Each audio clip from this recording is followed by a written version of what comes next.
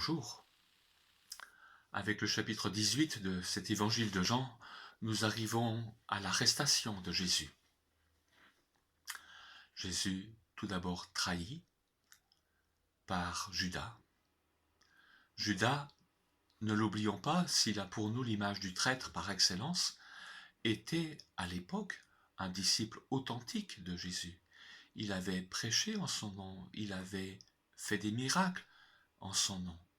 Personne n'imaginait qu'il pourrait un jour faire ce qu'il a fait. Jésus le savait, mais personne d'autre ne le savait.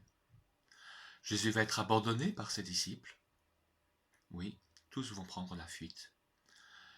Jésus va être renié à 3 reprises par celui-là même qui lui avait dit « Je ne t'abandonnerai jamais ». Jésus reste de plus en plus seul. Et pourtant, quelle dignité! Même lorsque les soldats viennent l'arrêter, c'est eux qui reculent. On n'a jamais vu ça. En général, quelqu'un que l'on vient arrêter a plutôt tendance à s'enfuir. Jésus dit « c'est moi ». Ou on pourrait même le traduire « je suis », en évoquant ainsi le nom que Dieu a révélé de lui-même à Moïse. Je suis celui qui suis. C'est peut-être d'ailleurs pour cela que les soldats reculent à 2 reprises lorsque Jésus décline son identité.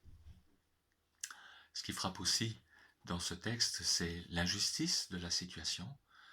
Pilate sait, pressant, que Jésus est innocent, mais il préfère accéder aux pressions qu'il subit plutôt que d'agir selon sa conscience. Notons au passage que c'est souvent le cas de bien de nos frères et sœurs dans le monde qui sont persécutés. On les sait juste, mais cela n'empêche pas qu'on les persécute eux-mêmes aussi. Si on revient au chapitre 18, voilà.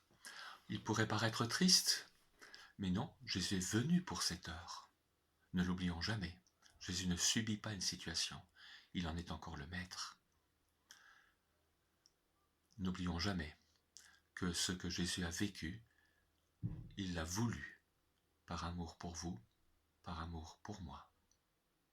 Ne l'oublions jamais, soyons-lui éternellement reconnaissants.